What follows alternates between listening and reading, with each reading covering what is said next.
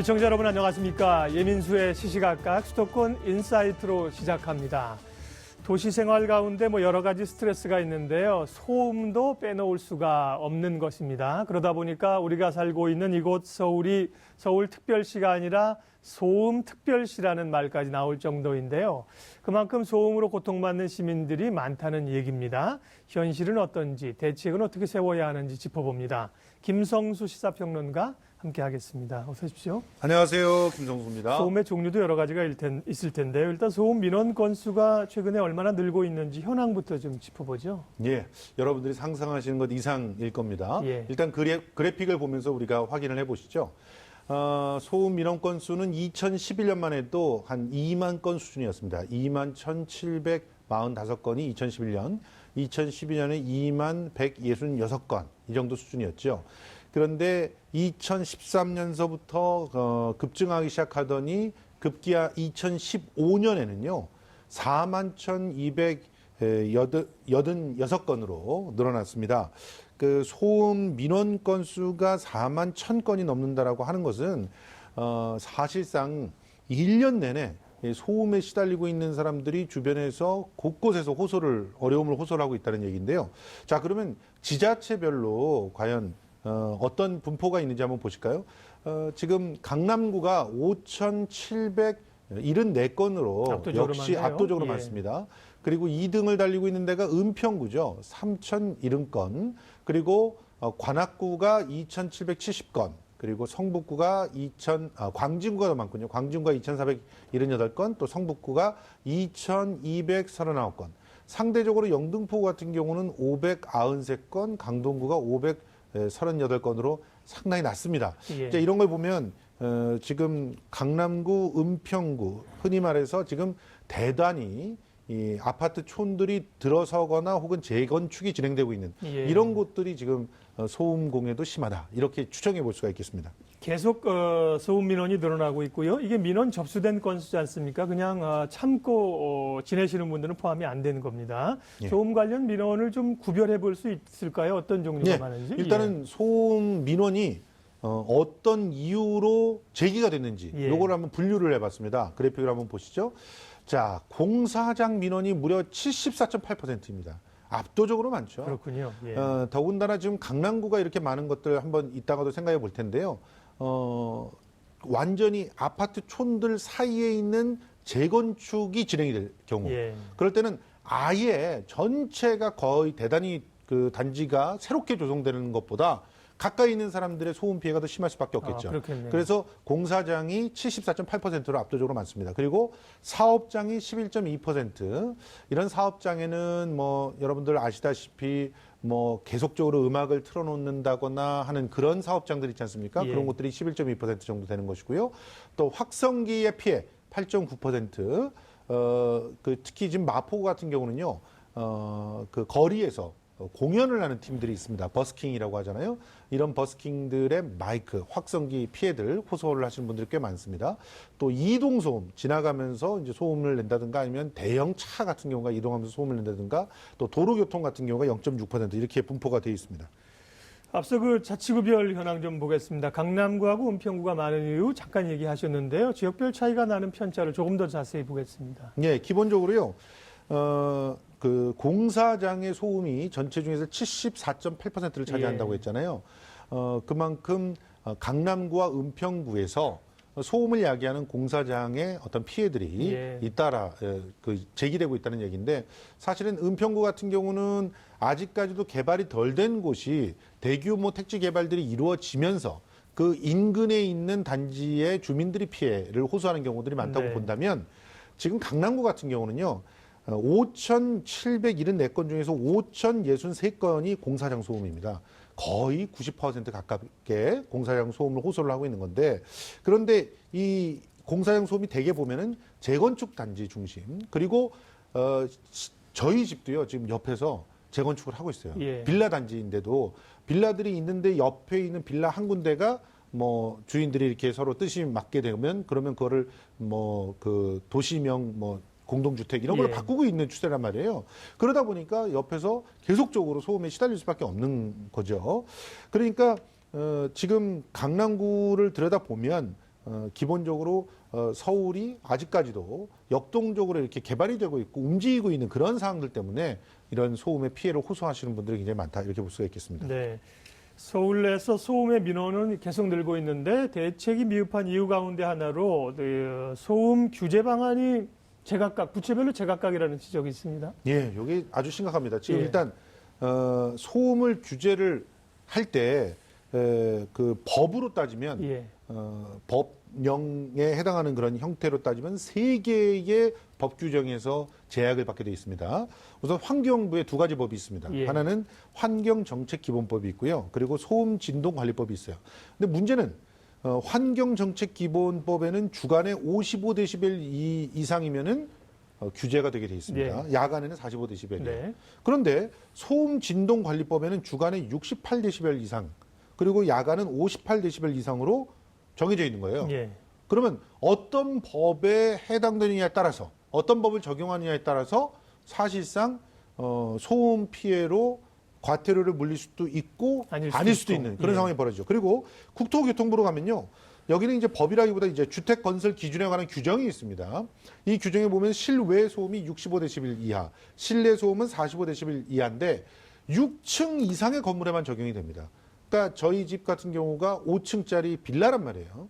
거기에서 여러 가구들이 살고 예. 있는 건데 그런데 이런 건물 옆에서 5층 정도에서 그 공사를 하고 있으면 실외 적용이 안 소음 되네요. 예 적용이 네. 안 되고 이제 기껏 적용될 수 있는 게 지금 소음 진동관리법이라고 해서 주간에 68데시벨 이하의 밖에 적용이 안 되는데 전화벨이요. 전화벨이 시끄럽게 울리면 굉장히 고통을 호소하지 그렇죠. 않습니까? 예. 65데시벨밖에 안 돼요. 그러면 전화벨이 계속적으로 울리고 있어도 소음 진동 관리법에 의하면 과태료를 물릴 수 없는 상황이 된다는 것이죠. 그러다 보니까 지난해 소음 민원이 발생한 공사장 115곳을 이렇게 조사를 해봤더니 그중에서 과태료 처분을 받은 곳이 절반밖에 안 됐다. 예. 50곳밖에 안 된다는 거죠. 이렇게 되면은 결과적으로 공사를 하는 입장에서는 소음을 줄이기 위한 어떤 여타의 노력들을 하지 않게 되더라. 그렇기 때문에 결과적으로 오히려 소음의 어떤 피해를 호소하는 사람들이 늘어나고 있는 그런 원인 중에 하나가 아니겠느냐. 예. 그러니까 이런 허술한 구멍들을 좀 더 촘촘하게 메우든가 기준이라도 통일해 줘야 이런 부분들을 갖다 개선할 수 있는 여지들이 생기지 않겠느냐 이런 얘기들이죠.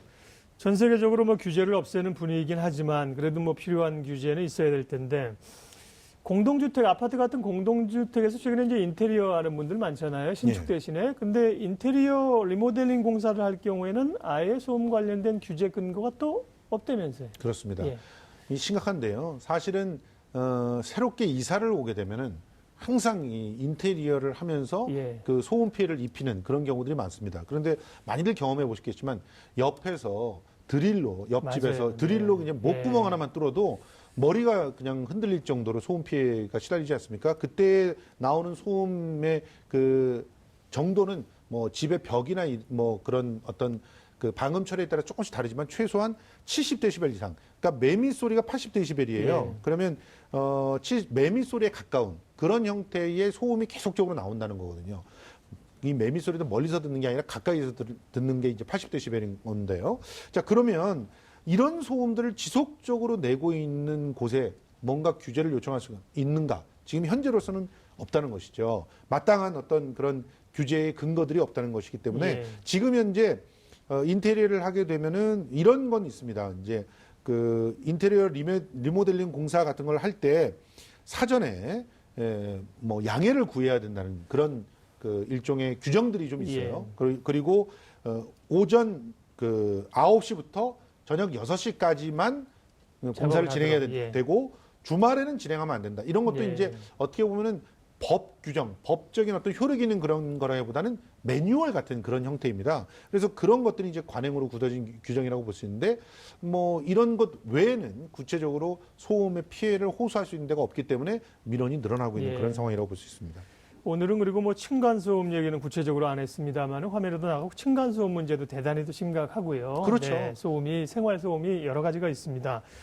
대책을 살펴보기 전에 최근에 서울에서 일어나고 있는 관련된 몇 가지 분쟁 사례들을 보겠는데요. 강남구 일원동의 중동중학교 앞에는 학부모들이 이 소음과 관련해서 시위를 벌이고 있던. 지금 저 일원동입니다. 저희 집하고 정말 멀리 떨어지지 않는 곳이에요. 네, 가까운 곳인데 여기에 가보면은 음악실하고 과학실 앞에 학교 건물 한 3층 높이 정도 되는 거대한 벽이 거기에 예.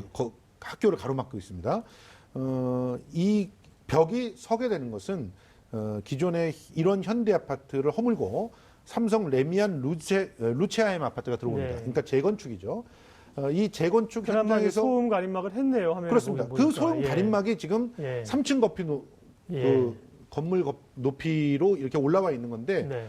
원래는 아파트의 단지와 이 학교 사이에 적절한 거리를 두고 이제 건설을 하기로 약속이 돼 있었는데 네.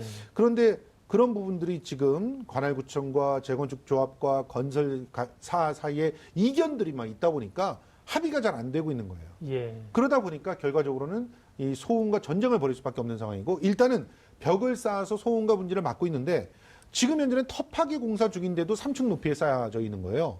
그러면 만약에 이게 올라가기 시작하면은 이제 올라가게 되면은 지금 25층짜리가 올라갑니다. 예. 지상으로. 그러면 벽을 얼마나 쌓아 올려야 이 소음을 갖다 막을 수 있겠어요. 그러니까 결과적으로 굉장히 어려운 상황에서 학습권이 침해되고 있는 그런 상황이란 말이죠.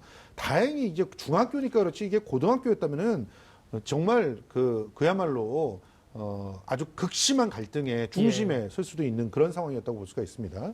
지금 지난달 8월 30일서부터 이번 9월 2일까지 재건축 현장에서 대규모 항의 집회가 열렸던 거 이제 그림으로 보셨는데요. 네. 그럼에도 불구하고 구체적인 어떤 합의점들은 아직까지도 요원한 그런 상황입니다. 예, 그런 갈등들이 뭐 여기저기 많이 있을 것 같습니다. 지난 주말에 또 용산구 한쪽방촌에서 소음 때문에 칼부림까지 있었습니다. 그렇습니다. 여기는 이제 층간 소음이 아니라 예. 옆집 간에 그래서 집과 집 사이에 그런 예. 소음 때문에 칼부림이 났던 사례인데요. 쪽방촌은 정말 서로의 뭐 단열도 굉장히 열악하고 그러니까 방음이라고 하는 것들이 거의 불가능한 그렇겠죠. 그런 예. 상황이죠. 사실은 건물과 건물 사이에 이격이 있다 그래도 건물을 쌓아 올린 그런 방들이 굉장히 부실하기 때문에 그 소음이 그대로 전달이 되는데요.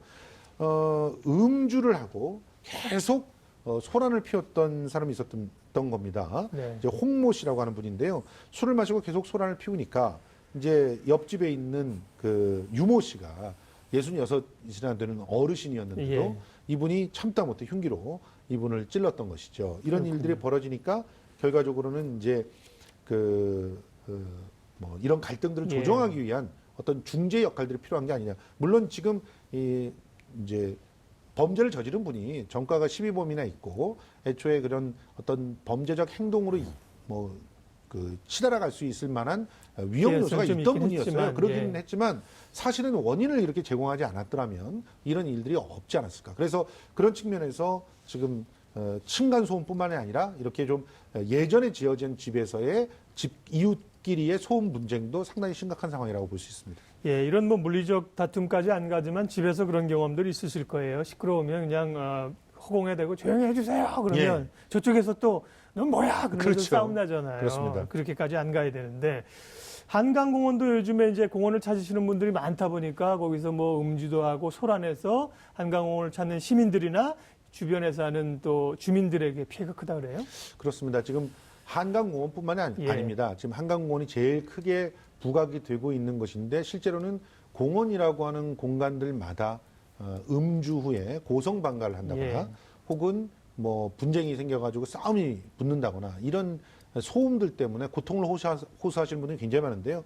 실제로 지금 아주 선선한 가을 저녁 굉장히 정취도 있고 나들이 하기에 굉장히 좋지 않습니까? 특히나 저녁에 밤마실에 살짝 나갔다 오면은 하루의 피로가 풀릴 수 있는 그런 네. 공간들이에요. 근데 이 공간에서 음주 고성방가가 거의 매일 이어지고 있고요. 새벽까지 이어지고 있는 그런 상황들. 그리고 마포 같은 경우 보면은 지금 연남 센트럴 파크다. 그래서 연트럴 파크 뭐 이렇게 얘기하는 곳이 있지 않습니까? 폐선 부지가 공원화되어 있는 곳. 예. 여기도 밤에 특히나 연인들이 여기서 술을 마시고 노래를 부른다거나 그 옆에 혹은 바로 주택가일 텐데. 바로 주택가입니다. 그러게요. 바로 옆에 예. 주택이 있는데도 불구하고 이렇게 되기 때문에 주변 거주민들에게 예. 굉장히 심각한 피해를 갖다 입히고 있는 상황이죠. 예. 도시 속에 살면서 뭐 일정 부분은 감수를 해야 되기도 하고 이해도 해야 되겠지만 분명히 대책이 필요합니다. 상황에 맞춘 어떤 대책들이 필요할까요? 뭐 기본적으로 각종 규제들이 효율적으로 적용이 될 수 있게 예. 좀 통일을 하고 그리고 강력한 하나의 통제력 안에서 일종의 어떤 컨트롤 타워가 있어야 네. 되겠죠. 그런 컨트롤 타워 안에서 일관되게 적용을 하는 이런 것들이 필요합니다. 지금 현재는 부서가 국토교통부하고 또 환경부하고 두 개로 나눠져 있는 상태에서 네. 서로가 핑퐁 게임을 하게 되면은 사실 정확하게 규제가 있다고 하더라도 그것을 적용하지 못할 경우가 생기죠. 그러니까 더더욱 소음을 양산해내는 사람들이 유리한 그런 입장들이 만들어진다는 것이죠. 그래서 좀 법과 규제들을 손보고 강력한 한쪽의 그 역할을 정확하게 줘서 힘있게 그런 규제들을 진행할 수 있게끔 해줘야 되는 것도 있지만 네. 무엇보다도 이 공동체 그 의식들이 조금 더 함양이 돼야 되지 않을까 하는 생각들을 합니다. 중요한 지점. 실제로 연트럴파크 같은 경우가 얼마나 아름다운 곳입니까? 실제로 그 곳이 공원이 되면서 많은 분들에게 위로와 치유와 또 힐링의 그런 기회들을 주고 있는데 그것을 독점하다시피 그렇게 활용을 하면서 결국 남들이 찾지 않는 곳으로 만들어 버린다고 한다면 우리 모두가 손해를 갖다 보는 것이거든요.